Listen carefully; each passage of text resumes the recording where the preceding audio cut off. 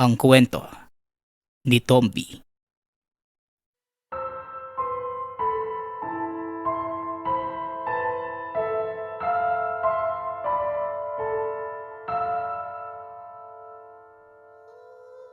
Ang kwentong ito ay hango sa totoong buhay. Mula ito sa isa nating tagapakinig na itago na lang natin sa pangalang Mario. Taong 2000, probinsya ng Isabela. Masayang naninirahan si Mario at Chantel sa Isabela. Bagong lipat pa lamang ang mag-asawa sa lugar dahil galing pa ang mga ito sa Negros. Bagong kasal pa lamang ang dalawa at nagsisimula sa buhay. Mabait si Chantel at masipag naman ang asawang si Mario. Kahit na bagong lipat pa lamang sa Isabela ang mag-asawa, marami nang naging kaibigan ang mga ito. Mahal, anong gusto mo sa kaarawan mo? Maliban sa anak ha? Alam mo naman na gusto kong ibigay yun sa'yo, pero hindi ko kaya. Tanong ni Chantel. May problema ito sa matres, kaya naman hindi sila magkakaanak ni Mario. Ganun pa man, kahit na hindi nagkakaroon ng anak ang mag-asawa, hindi sila sumuko sa buhay. Naniniwala sila na gagawa ng paraan ang Diyos. Para sa mag-asawa, may tamang panahon na inilaan ang Panginoon. Magpakain na lang tayo dito sa baryo, mahal. Para naman lahat makinabang, kagaya nung nakagawian natin. Tugon ni Mario. Kaya ng mismong araw na yon, namalengke si Chantel na mga ihahanda sa kaarawan ng asawa. Habang naglalakad papuntang sakayan ng jeep, nakita ng babae ang isang matandang lalaki na nakahiga sa lupa. Kagad itong tinulungan ni Chantel ng walang pag-aalinlangan. Kahit pa napakadungis nito at napakaraming sugat sa katawan. Tatay, ano pong ginagawa mo dito? Bakit po kayo nakahiga sa lupa? Malamig po dyan eh. Tanong ni Chantel. Kagad nitong pinaupo ang matanda at hinubad ng babae ang suot na balabal. Tsaka ito binigay sa matandang lalaki para higaan. Salamat, Iha. Hinahanap ko lang ang mga anak ko. Nabalitaan kong dito sila naninirahan sa baryong ito.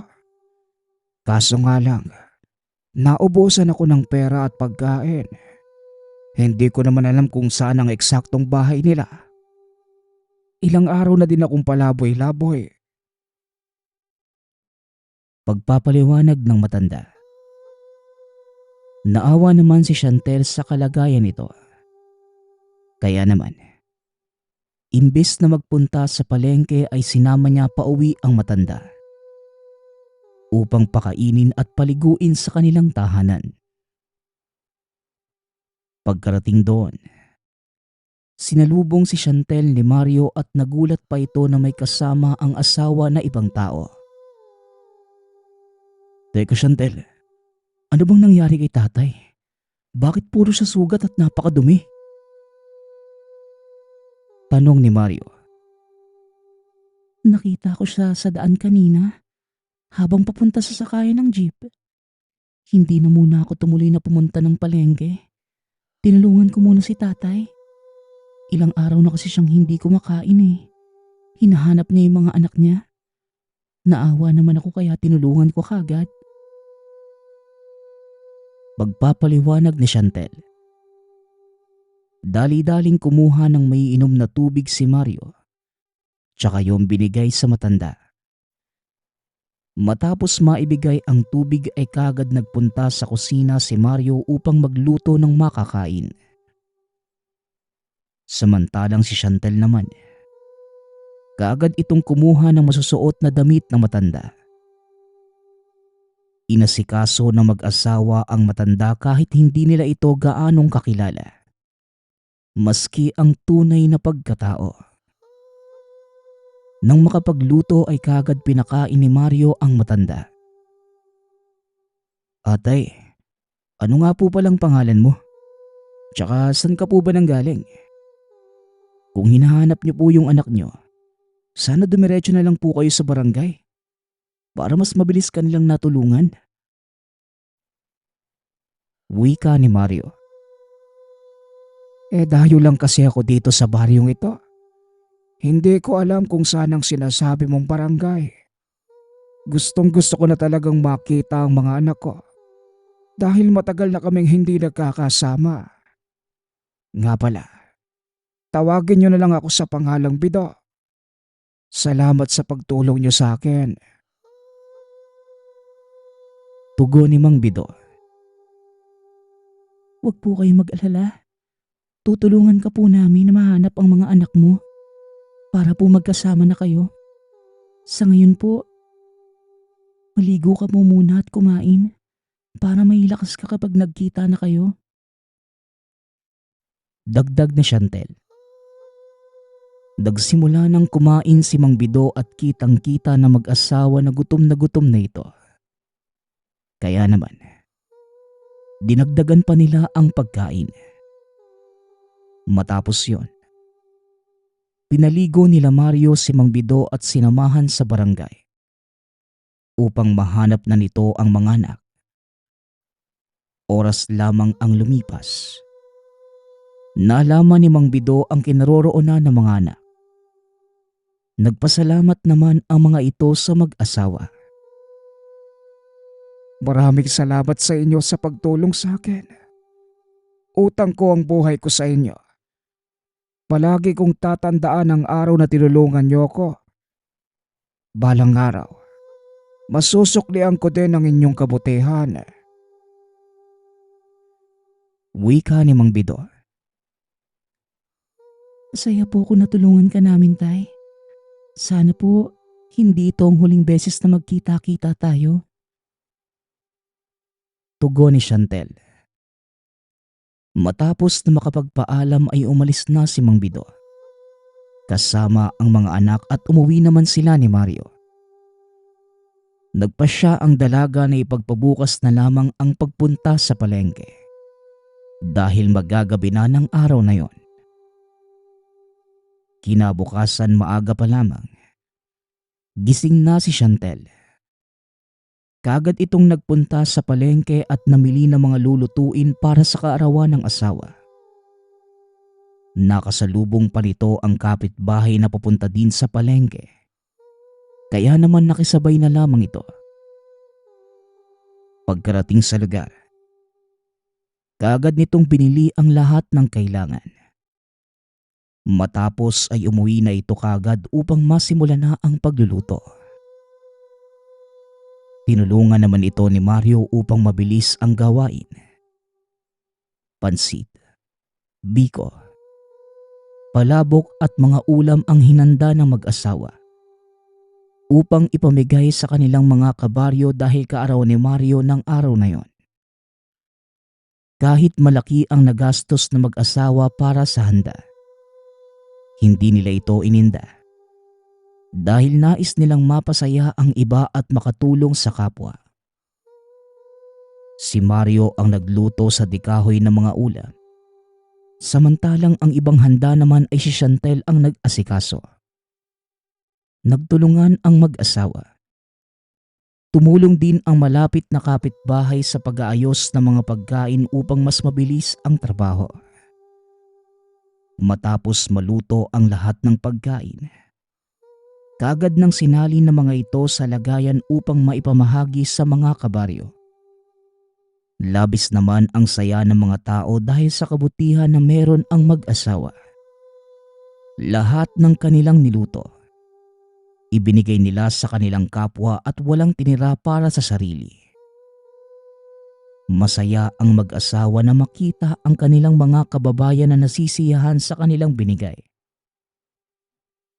Matapos ang araw na yon, Nakakuha ito ng magandang proyekto ngunit sa Maynila. Kaya naman naiwan sa tahanan si Chantel. Malaki naman ang tiwala ng babae sa asawa at makakatrabaho din ito ang kuya niya. Habang nagtatrabaho sa Maynila si Mario, nanatili ang kabutihan sa puso ni Chantel. Tumutulong pa din ito sa kapwa lalo na sa mga nangangailangan. Ngunit lumipas ang isang buwan. Hindi pa rin umuuwi sa tahanan si Mario dahil kinakailangan ito na tapusin ang kontrata sa trabaho. Labis na lungkot ang nararamdaman ni Chantel. Ngunit nauunawaan nito ang asawa kaya naman sa halip na magmukmok, itinuon nito ang sarili sa pagtatanim sa bakuran. Naging abala ito sa bagong gawain. Dumating sa punto na halos nakalimutan na ni Chantel ang mga araw. Sa tuwing aani ito ng pananim, kaagad niya itong pinamimigay sa mga nangangailangang kabaryo. Sa pamamagitan ng gawain na yon, nawala ang lungkot ni Chantel. Sa paglipas pa ng mga araw, hindi na namalayan pa ng babae ang pagsapit ng pag-uwi ng asawa. "O mahal, abalang-abala ka ata sa ginagawa mo ah. Hindi mo na malayan ang pagdating ko." Wika ni Mario, sabay halik sa pisngi ng asawa. Napangiti naman si Chantel nang makita ang asawa. Kaagad itong niyakap na mahigpit. Pasensya ka na ha. Hindi na kita nasundo sa sakayan ng jeep. Hindi ko na malayan ang oras pati na rin ang petsa eh. Naging abala ako sa pagtatanim eh. Nakakatuwa lang kasi nalilibang na ako. Nakakatulong pa ako sa kapwa ko. Tugon ni Chantel. "Ayos lang mahal. Naiintindihan ko naman na matagal din na panahon akong wala dito sa baryo. Parang ang dami na nagbago ah. Nga pala, marami akong dalang pasalubong para sa'yo. Lalo na yung palagi mong sinasabi na binhi." Wika ni Mario. Talaga? Nakakuha ka ng binhi na pinapabili ko sa'yo? Salamat talaga mahal ha. Napasaya mo ko. Masayang tugon ni Chantel.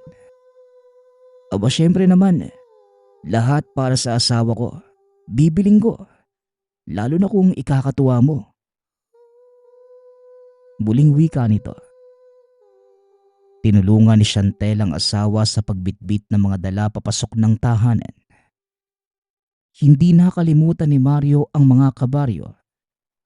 Kaya naman may dala itong pasalubong para sa mga kapitbahay. Nagpahinga lang sandali si Mario. Matapos yon ay kagad pinamigay ang mga bitbit nitong pasalubong sa mga kapitbahay. Labis naman ang saya at pasasalamat ng mga nabigyan ng mag-asawa. Matapos mamigay, kagad nagpahinga ang dalawa at kwento ni Chantel kay Mario ang lahat ng nagawa nito habang wala ang asawa. Alam mo mahal, sobrang dami kong natutunan nung wala ka. Gusto ko nga ituro sa'yo lahat ng yun eh. Nga pala, ang sabi ni kuya, may sunod pa kayong proyekto, pero hindi na sa Maynila, sa Cebu naman. Palagi na lang ba tayo magkakawalay? Wika ni Chantel. May 2 buwan pa naman ako para makasama ka eh. Huwag kang maglala mahal eh. Dahil pagtapos namin ng proyekto sa Cebu, hindi na ako aalis sa tabi mo. Mas gusto kong magkasama tayo eh at magsimula ng negosyo dito sa Isabela.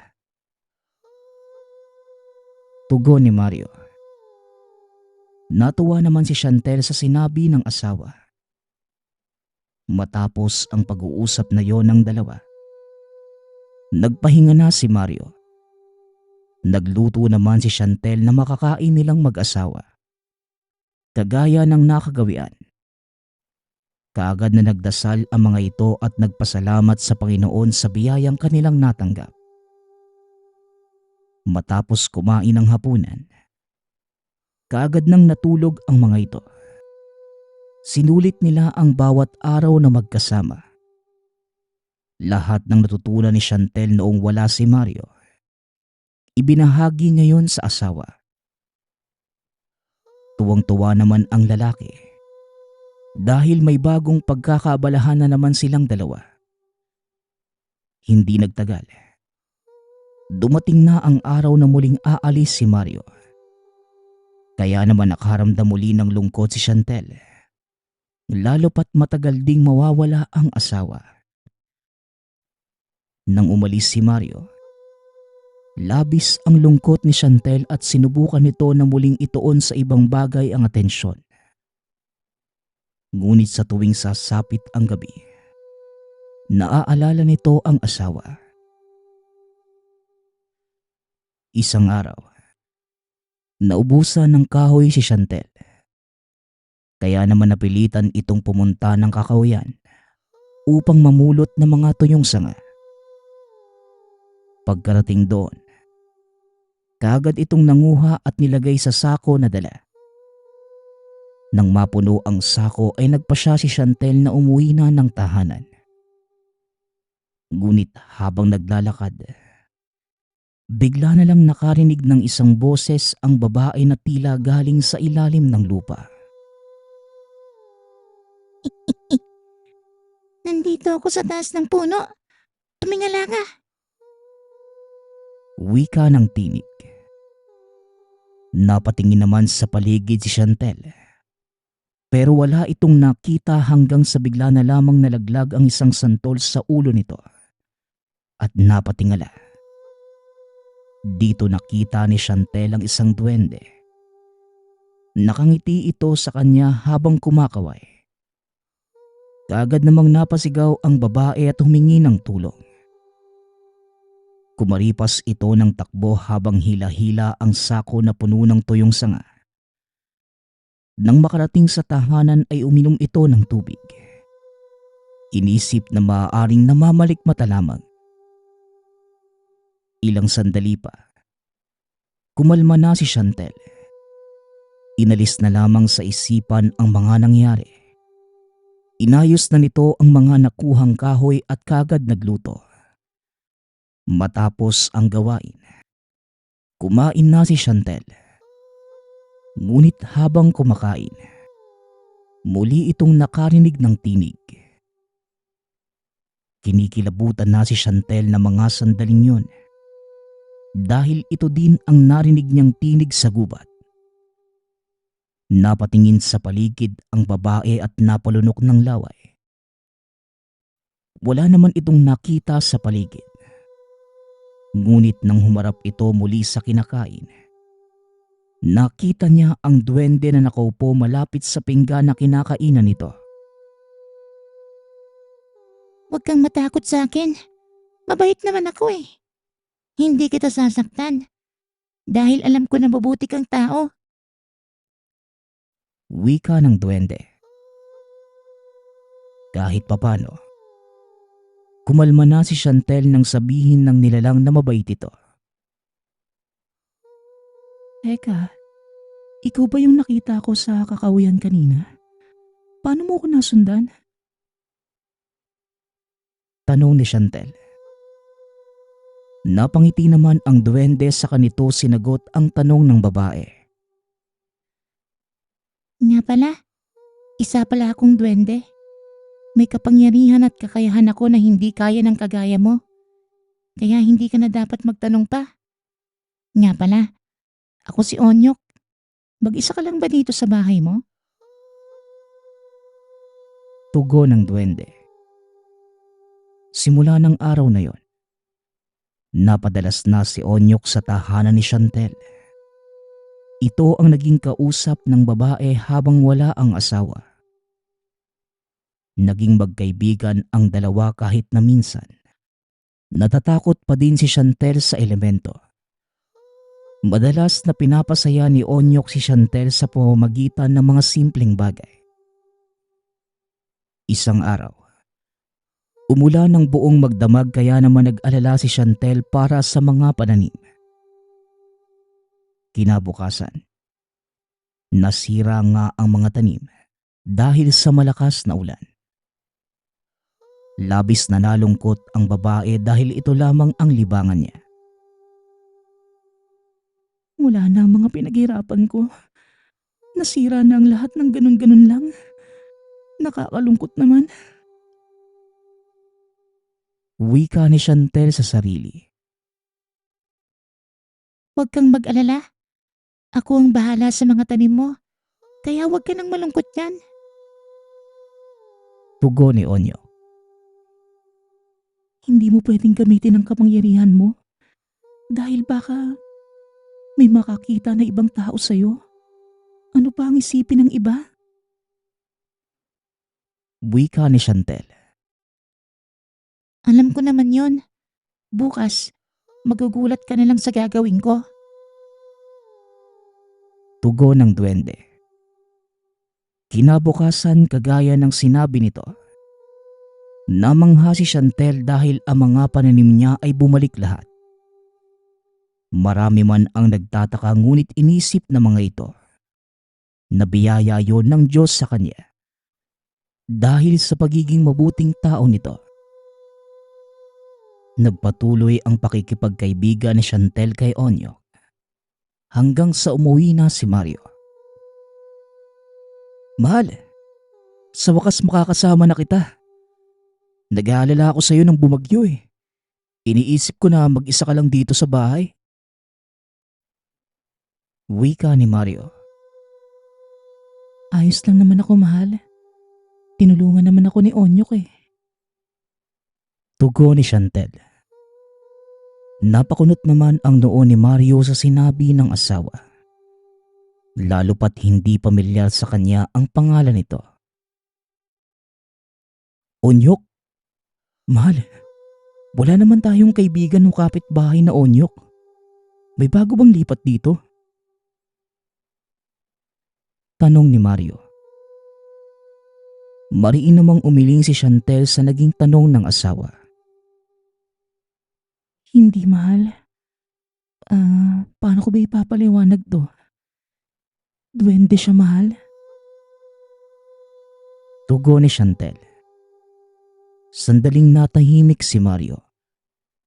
Tila napaisip kung tama ba ang narinig. Duwende? Teka mahal, huwag ka naman magbiro ng ganyan. Wika ni Mario. Hindi kita binibiro, mahal.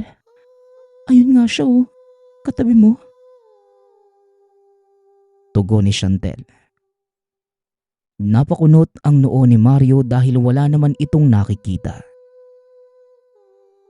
Mahal, wala naman ako nakikita eh. Huwag mo naman akong biruin ng ganyan. Muling wika ni Mario. Hindi kita niloloko, mahal. Nagsasabi ako ng totoo. Ano ka ba? Tugon ni Chantel. Pagod na ako, mahal. Kaya pakiusap, hindi nakakatuwa yung biro mo. Muling wika ni Mario. Nagtataka naman si Chantel dahil hindi nakikita ng asawa ang kaibigan. Hindi nilang pinilit pa ni Chantel sa asawa ang nakikita. Humingi na lamang ito ng paumanhin. Nagluto na ng kanilang makakain. Simula ng araw na yon, palihim na lang nakikipag-usap si Chantel kay Onyok dahil hindi naman naniniwala sa kanya ang asawa. Onyok, bakit hindi ka nakikita ng asawa ko? May ginawa ka ba? Iniisip niya tuloy na nababaliw na ako. O di kaya naman gumagawa ng kwento? Wika ni Chantel. Ikaw lang ang tanging nakakakita sa akin. Kaya naman hindi mo na dapat sinabi sa asawa mo ang bagay na yon. Tugon ni Onyok. Masyado kasi ako natuwa sa pagdating niya eh. Lahat ng nangyayari sa akin, buhat nang umalis siya. Ikinikwento ko yon kasi nakasanayan ko na. Muling wika ni Chantel. Ibang usapan na kasi ang tungkol sa akin. Isa pa, sa tingin mo ba kapag nakita niya ako, hindi siya matatakot? Baka nga ilayo ka niya sa akin eh. Tugon ni Onyok. Natigilan naman si Chantel sa sinabi ng duwende. Alam nito na tama ang sinasabi ng nilalang. Samantala, lingid sa kaalaman ni Chantel, nakita siya ng asawang nagsasalita ng mag-isa. Kaya naman nang umuwi ang babae ay kagad itong niyakap ni Mario. Pasensya ka na, mahal, ha? Kung wala ako ng mga panahong kailangan mo ko. Pero huwag kang mag-alala. Hindi na kita iiwan ulit. Kaya kung kailangan mo ng makakausap kagaya ng dati, nandito lang naman ako eh. Wika ni Mario. Napakunot naman ang noo ni Chantel sa sinabi ng asawa. Anong sinasabi mo, mahal? Hindi kita maintindihan. Bakit parang ang lambing mo ngayon? Tsaka wala namang nangyari sa akin ah. Tanong ni Chantel. Alam ko na naging mahirap mag-isa dito sa bahay. Wala kang kausap at kasama. Kaya naman nandito ako para samahan ka. Tugon ni Mario. Natahimik na lamang ito at malalim na napabuntong hininga. Mas mabuti pa siguro, mahal, magpatingin na tayo sa doktor. Nakita kita kanina eh. Kinakausap mo yung sarili mo. Wika ni Mario. Nanlaki ang mga mata ni Chantel sa sinabi ng asawa. Hindi ako baliw. Nagsasabi ako sa iyo ng totoo. May kaibigan nga akong duwende. Alam kong mahirap paniwalaan pero hindi yung gawa-gawa lang. Wika ni Chantel. Napaluha si Mario dahil sa pag-aakala na wala sa sarili ang asawa. Dito na nagtalo ang dalawa at nagalit si Onyok dahil nakita nitong umiiyak ang kaibigan. Nagpatay sindi ang mga ilaw kasunod ng pagkawala ng malay ni Mario. Kinabukasan, wala na itong alam. Hindi na nito natatandaan ang mga nangyari maging ang pagtatalo nilang mag-asawa. Makalipas ang ilang araw, iniiwasan na ni Chantel si Onyok at dito na unti-unting lumaki ang tiyan ni Mario. Mahal, ang sakit ng tiyan ko. Pakiramdam ko may gumagalaw na hindi ko maintindihan. Wika ni Mario. Baka naman may nakain ka lang. Kaya ka nagkakaganyan. Tugon ni Chantel. Sobrang sakit talaga, mahal. Parang unti-unting binubutas yung mga lamang loob ko. Tugon ni Mario. Mangiyak-ngiyak pa ito sa nangyayari sa kanya. Nang dahil sa pag-aalala, dinala ni Chantel ang asawa sa pagamutan ngunit walang nakitang sakit ang lalaki. Mahal, ano nang gagawin natin? Natatakot na ako sa nangyayari sa'yo. Wika ni Chantel. Palalagpasan din natin to, mahal. Huwag kang mag-alala sa akin. Tugon ni Mario. Nanatili na mahigit 1 linggo ang mag-asawa sa ospital. Hanggang sa hindi sinasadyang nakasalubong ni Chantel si Mang Bido habang nag-aasikaso ito ng mga bayarin. Chantel, ikaw nga. Kamusta ka na? Ang tagal na nung huli tayo nagkita. Ano bang ginagawa mo dito sa ospital? Tanong ni Mang Bido. Kagad namang sinama ni Chantel si Mang Bido sa silid ng asawa. Nakita ng matanda ang kalagayan ni Mario. Hanggang ngayon po, wala pa ding resulta sa mga laboratorio ni Mario. Hindi na namin alam ang gagawin. Wika ni Chantel. Walang sakit ang asawa mo. Alam ko na baka hindi kayo maniwala sa akin. Pero pinaglalaruan ng isang duwende si Mario. Tugon ni Mang Bido. Nanlaki ang mga mata ni Chantel sa sinabi ng matanda sa kanya. Duwende po? Pwede mo po ba kaming tulungan? Tsaka, paano mo po yun nalaman? Tanong ni Chantel. Sumama kayo sa akin. At doon sa bahay ng anak ko sasagutin ang lahat ng katanungan nyo. Tugon ni Mang Bido. Nang araw mismong yon, nagpunta nga sa tahanan ng matanda ang mag-asawa.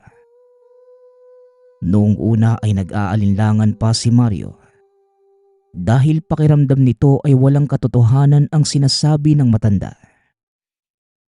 Ngunit nang masagot nito ang mga katanungan ni Mario, na siya lamang ang nakakaalam sa kasagutan, ay humanga ito. Lingid sa kanilang kaalaman, si Mang Bidu pala ay isang albularyo. Ngunit nawala ito sa sarili ng tinago sa kanya ng asawa ang mga anak. Nang araw mismong yon, kaagad na tinawas ni Mang Bido si Mario, ngunit hindi pa man lumalabas ang resulta. Malakas ang kutob ni Chantel. Si Onyok ang duwending tinutukoy ng matanda. Sabihin mo po, tay. Kilala ko po ba ang duwende na ito? Tanong ni Chantel. Dali-dali namang tumango ang matanda. Malaki ang galit ng duwende sa asawa mo, Chantel. Kaya naman nilagyan ito ng uod ang tiyan ng asawa mo. Huwag kayong mag-alala. Tatawagin ko siya at mabait naman yung duwendeng yon. Tugon ni Mang Bido. Nang mga oras na yon ay napagtanto ni Chantel na tama ang hinala niya. Ilang sandali pa, nagsindi ng kandila si Mang Bido at nag-usal ito ng dasal. Wala pang isang minuto, nagpakita si Onyok sa kanila, maging kay Mario. Onyok, tama nga ang hinala ko. Bakit mo naman binigyan ng sakit ang asawa ko? Tanong ni Chantel. Gusto kong parusahan siya dahil sa masasakit na salitang sinabi niya sa'yo. Pinapaiyak ka niya eh. Tugon ni Onyok. Hindi naman makapaniwala si Mario na nagsasabi ng totoo ang asawa. Hindi mo naman ako masisisi kung ganun yung iisipin ko. Madalas kong makita si Chantel. Wala naman siyang kausap eh. Nagsasalita lang na mag-isa. Kung nagpakita ka sana sa akin, edi sana hindi ganun yung naging reaksyon ko. Wika ni Mario. Tanggalin mo na ang sakit na nilagay mo kay Mario. Alam mo naman ang kaya kong gawin sa'yo. Dagdag ni Mang Bido. Alam ko ang kakayahan mo, albularyo. Nais ko lang naman turuan ang leksyon ng asawa ng kaibigan ko. Ipangako mo sa akin na hindi mo papayakin si Chantel. Dahil kapag inulit mo pa yon, hindi lang yan ang aabutin mo sa akin. Banta ni Onyok. Oh, pangako. Hindi na mauulit. Hindi ko naman intensyon na payakin ang asawa ko eh. Nag-aalala lang talaga ako sa kanya. Salamat din, Onyok ha. Ipinakita mo sa akin na dapat lang na mas tatagan ko ang pagtitiwala ko kay Chantel. Tugon ni Mario. Napangiti naman ang duwende at muli itong nagsalita. Natutuwa akong natuto ka na sa pagkakamali mo. At sana, tuparin mo ang pangako mo ha. Inaalis ko na ang binigay ko sa iyong sakit.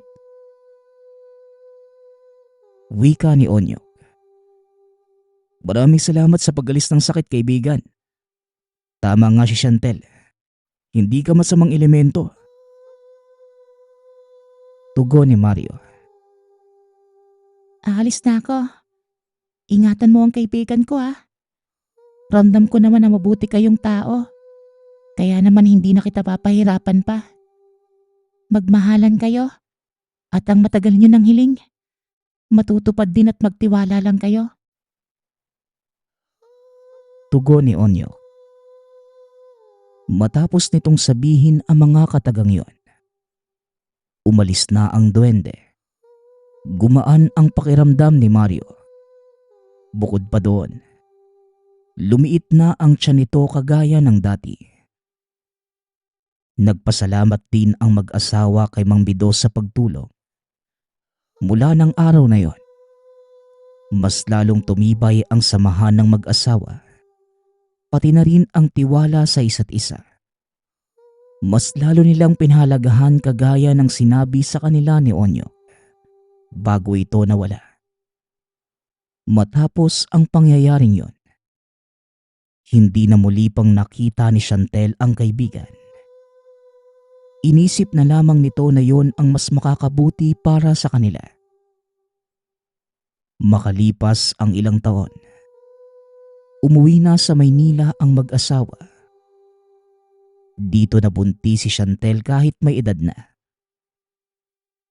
Naalala ng mag-asawa ang huling sinabi sa kanila noon ng duwende. Kaya naman malaki ang pasasalamat nila kay Onyo. Hindi nagtagal, nanganak ng lalaki si Shantel at pinangalanan nila itong Onyo. Dahil para sa mag-asawa, ito ang binigay ng Diyos na sasagot sa kanilang matagal ng pinagdarasal. Hindi nakalimutan ng mag-asawa ang nangyari sa kanila. Nagsilbing aral ito at binabahagi nila sa anak ang karanasan na ngayon ating narinig. Ang kwentong ito ay hango sa totoong buhay.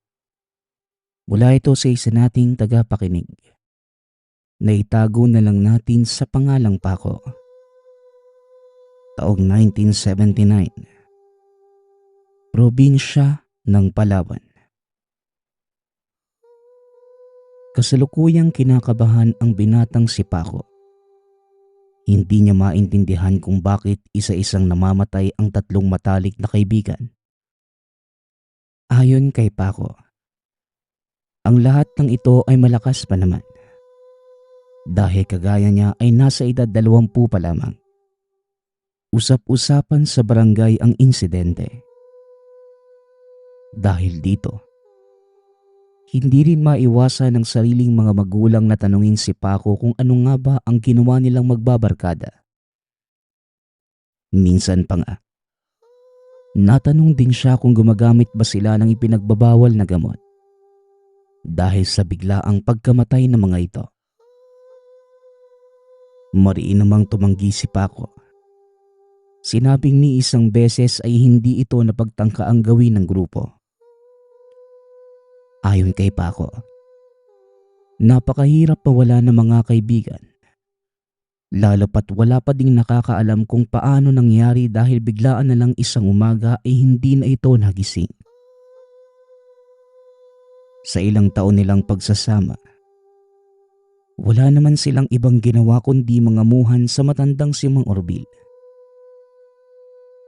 Isang gabi, dahil sa sobrang lungkot ni Paco, pumunta ito ng bundok para kahit papano makapag-isip-isip ng matiwasay. Habang nakaupo sa lilim ng puno ng mangga, walang ano-ano'y may lumapit na isang matandang babae at tinanong kung gusto niyang malaman kung nasaan ang mga kaibigan. Gawa ng gagawin ang lahat para sa mga ito. Sumang-ayon naman si Paco. Niyaya siya ng matanda sa isang maliit na kubo. Pagkarating pa lamang sa lugar ay kagad siya nitong pinahiga sa mahabang upuan at pinapikit. Nagbanggit ng mga dasal ang matanda. Hindi inaasahan ni Paco ang sumunod na mga nangyari. Napakalinaw ng imaheng nakita niya. Isang babae at dinadaganan ang tatlong kaibigan. Humihingi sila ng tulong at kitang-kita na nahihirapan ng huminga. Nang akmang tutulungan na sana ni Paco ay bigla na lang dumating si Mang Orbil. Hinila siya papalayo. Kasabay nito ay bigla siyang nagising kaya naputol ang panaginip. Napansin niyang wala na ang matandang kasama kanina kaya kagad siyang lumabas sa kubo at tumakbo na pauwi. Pagkarating sa tahanan, nanahimik na lamang ito dahil wala namang maniniwala kung sakaling ikwento ang mga nakita. Dahil napagod na sa kakatakbo, nagpahinga na lamang at binabuting kalimutan ang mga nakita. Kinaumagahan, may kung anong pumapasok sa kanyang isipan at ginustong pumunta sa albularyo.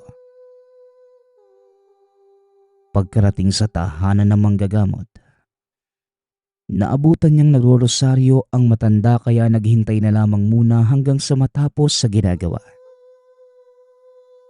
Maya-maya pa, pinapasok na si Paco at nang makaupo, inilahad niya ang lahat ng nakita at naengkwentrong matanda sa gubat. Hindi pa man natatapos ay nagsalita na ang manggagamot.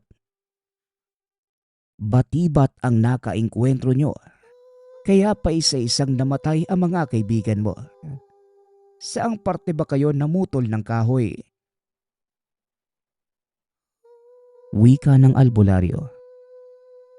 Napaisip naman si Paco dahil sa tanong ng matanda. Bigla niyang naalala na isang beses, pumunta sila ng bundok para manguha ng mga kahoy na gagamitin sa pag-aayos ng kusina ni Mang Orbil. Magmula nang makakuha ng kahoy sa lugar, nang sumunod na araw ay hindi na nakapasok pa ang isang kasama. Hanggang sa isa-isa na silang lumiban ng pasok. Napailing na lamang ang manggagamot. Talagang kay Orbil pa kayo nangamuhan. Isang lalaking yan na traidor dito sa lugar natin. Lahat na nagiging tauhan niya, ginagawa niyang pamain sa mga batibat.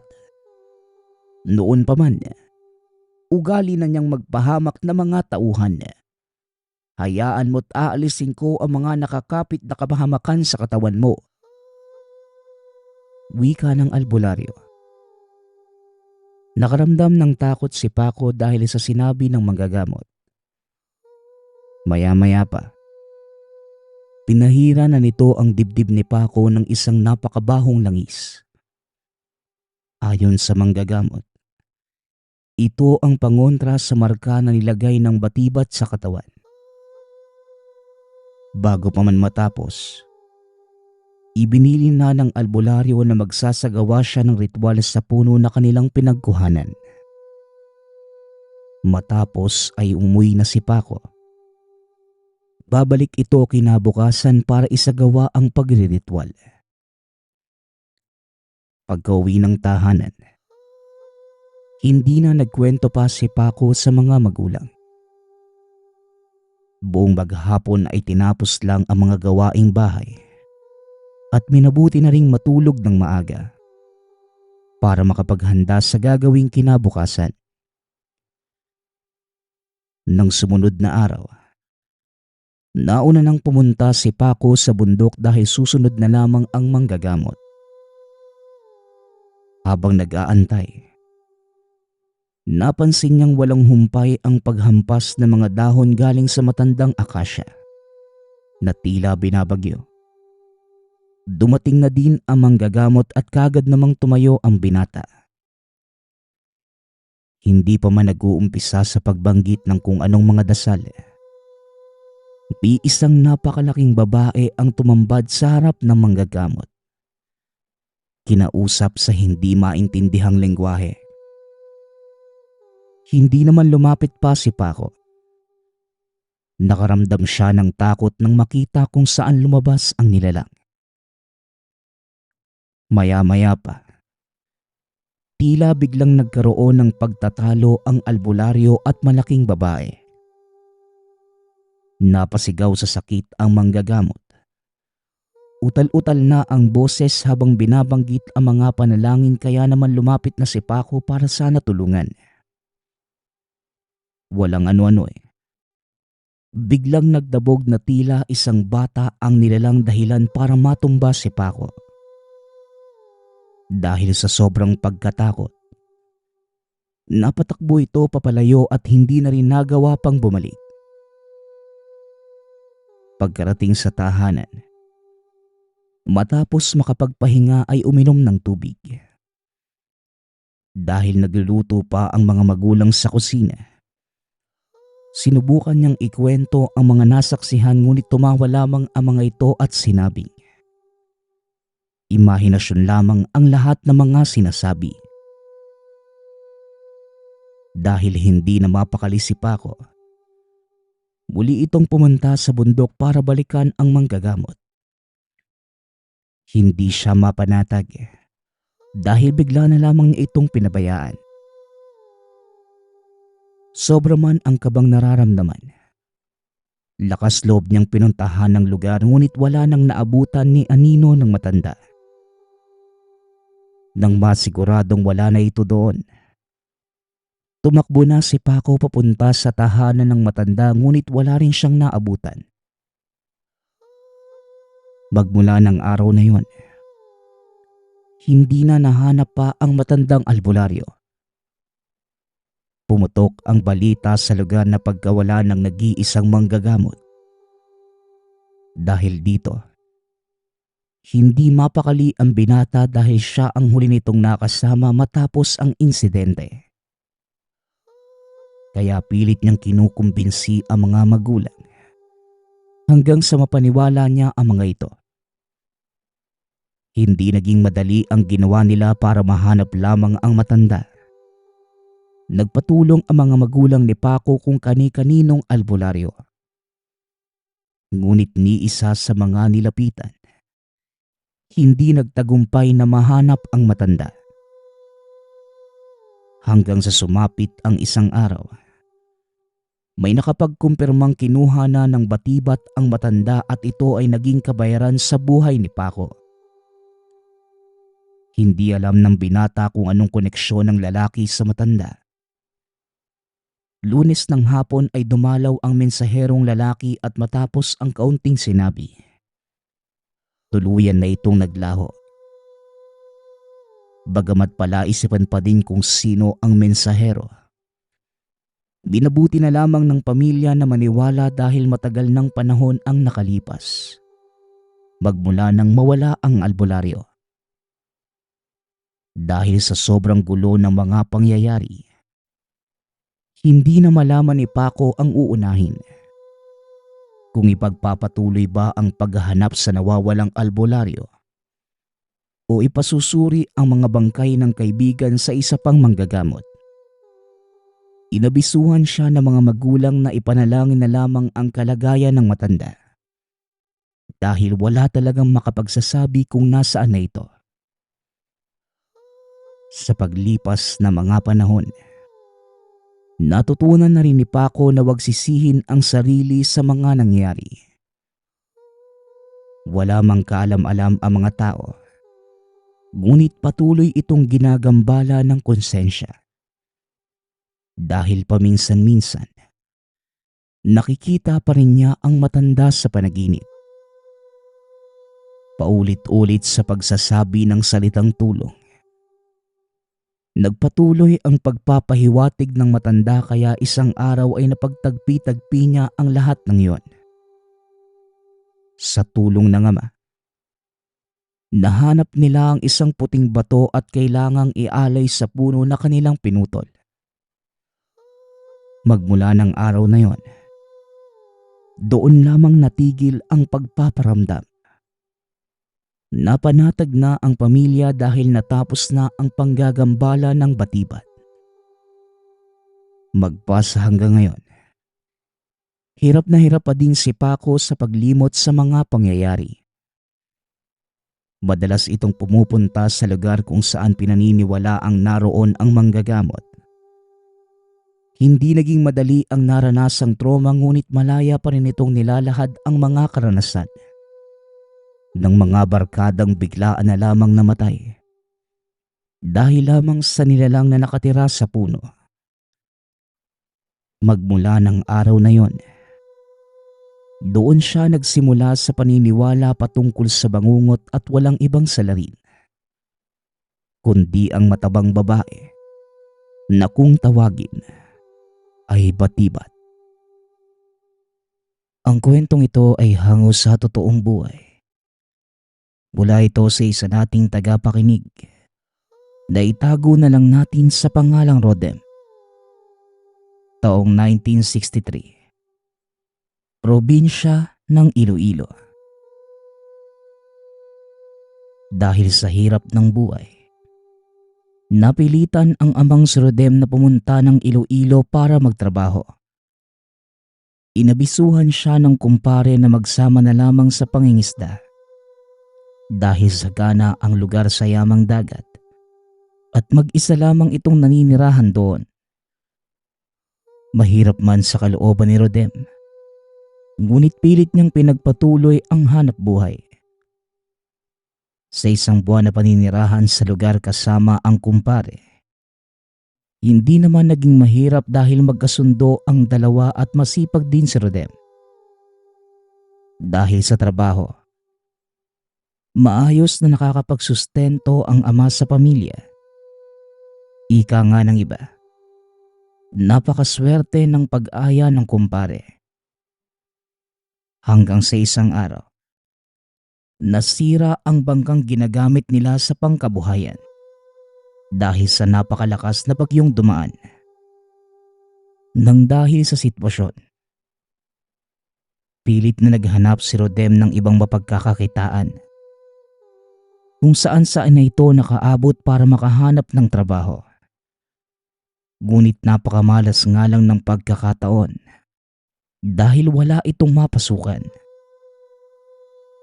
Isang araw, habang naglalakad sa may tabing ilog, may isang lalaki na lumapit kay Rodem. Napakagara ng tindig na tila isang hasyendero. Tinabihan siya nito at may inabot na kapirasong papel. Dali-dali din ito umalis. Nang makalayo ay binuksan ni Rodem ang papel at nakita na isa itong pangalan ng lugar. Napaisip si Rodem sa anong ibig ipahiwatig ng lalaki.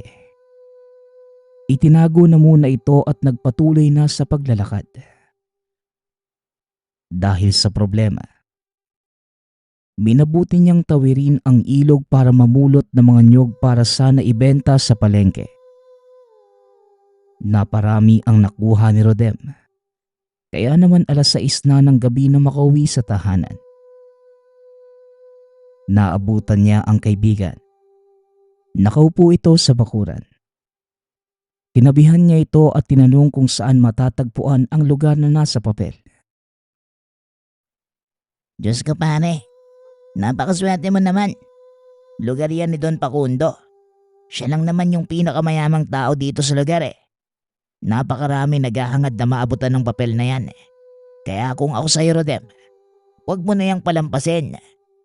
Tignan mo ang nasa likod. Ang markang gintong bituin. Yan ang tanda na galing yan sa palasyo. Wika ng kaibigan. Dahil sa narinig, nabuhayan si Rodem. Baka ito na ang sagot sa muling pagkakaroon ng trabaho. Dito niya na ikwento ang itsura ng lalaki. Kaagad namang sinabi ng kaibigan na mismong si Don Facundo ang nagbigay sa kanya ng papel.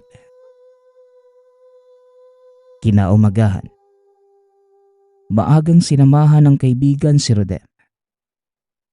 Pagkarating sa tahanan ni Don Facundo, kaagad na umalis ang kaibigan. Namangha si Rodem dahil para itong palasyo.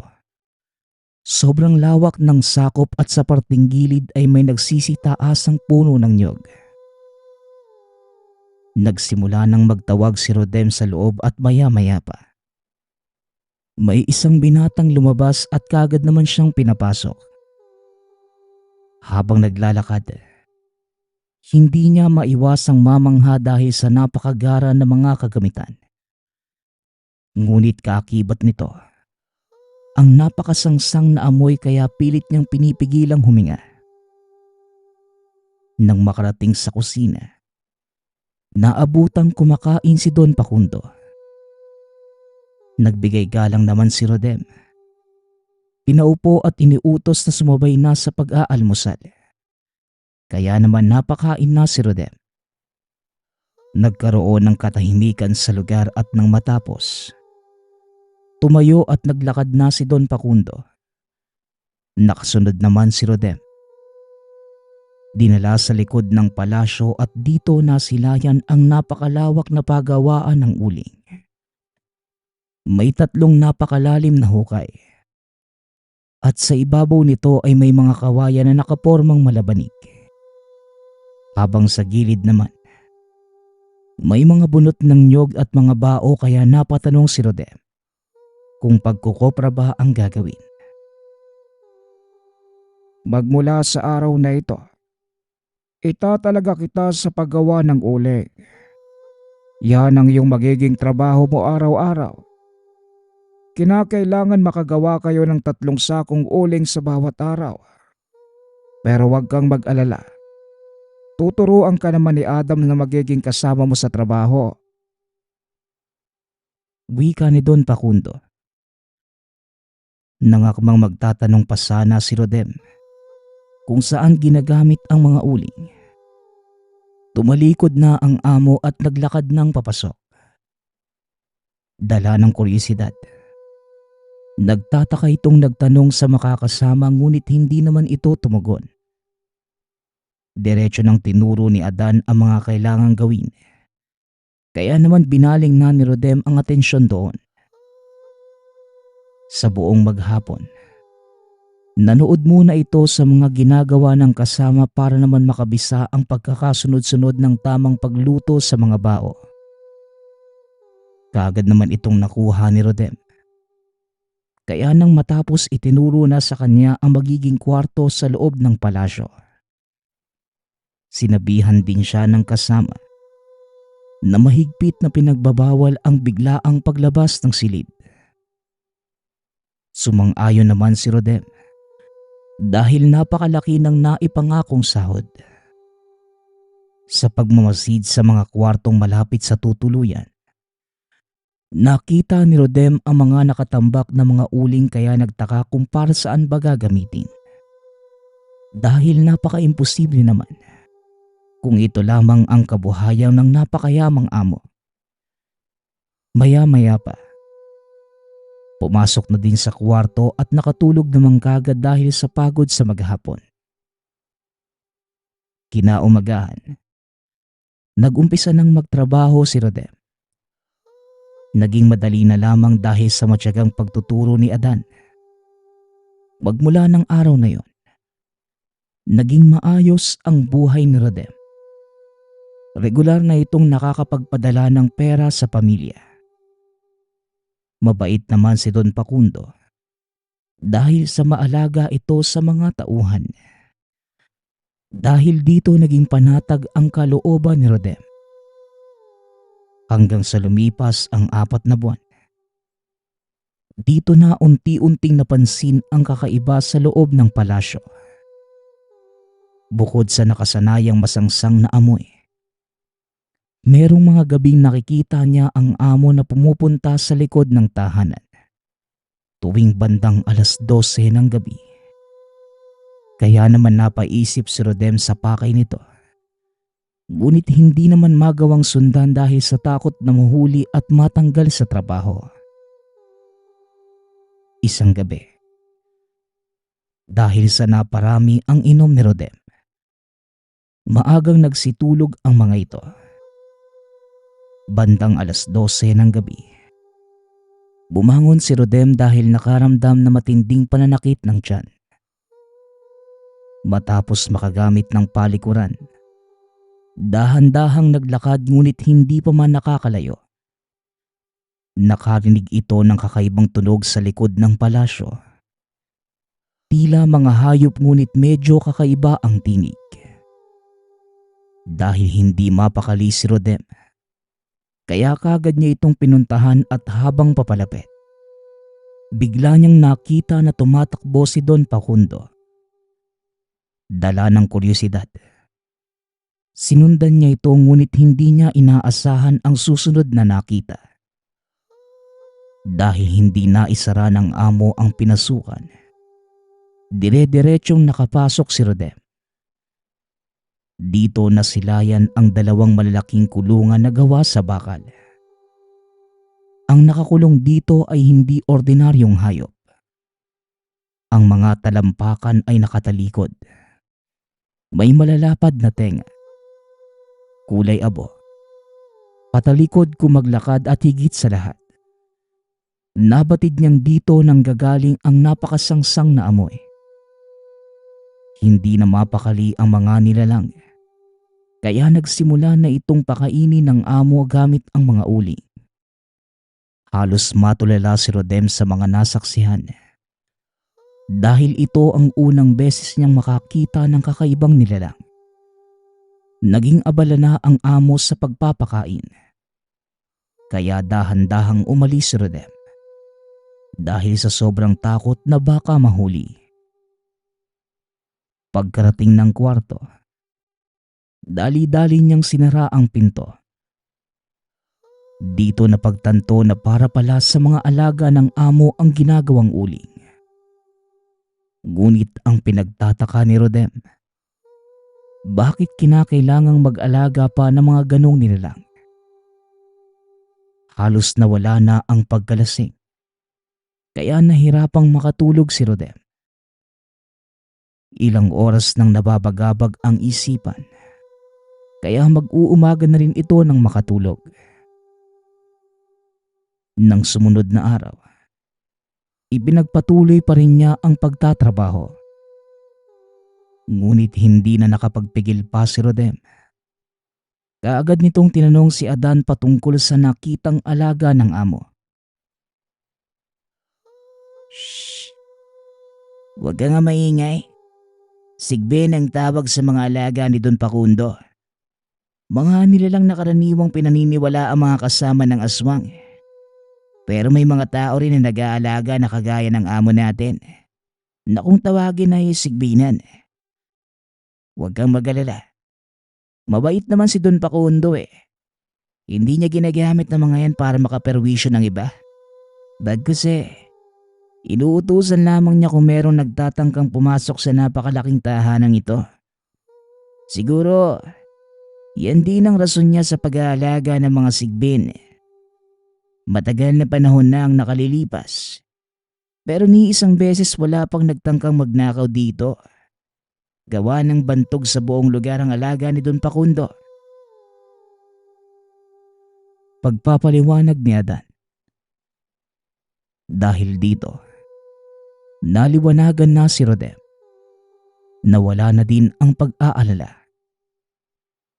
Simula ng araw na yon, naging bukas na ang isipan ni Rodem patungkol sa tunay na kalagayan ng pinagtatrabahuhan. Dahil sa hindi naman din natatakot ang mas batang kasama, hindi na din nabahala pa si Rodem. Matagal na panahon siyang nagserbisyo sa tahanan ng amo. Naging normal na lamang sa kanya ang nakikitang mga alaga at wala namang ginagambala ang mga sigbin. Dahil kagaya ng sinabi ni Adan, sa mabuting paraan lamang ito ginagamit ni Don Facundo.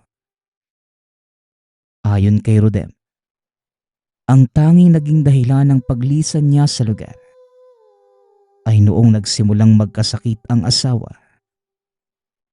Sa tagal niyang nakita at nakasama ang mga sigbin, hinding-hindi nito makakalimutan ang minsang nagkaroon ng among may sigbinan.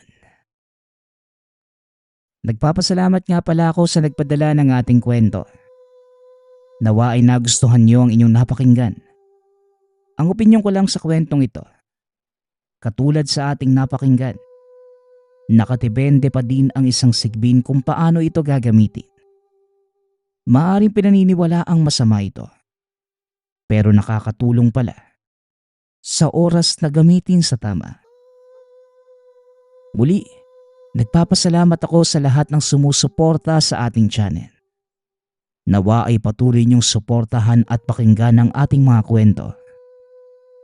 Hanggang sa muling pakikinig. Paalam.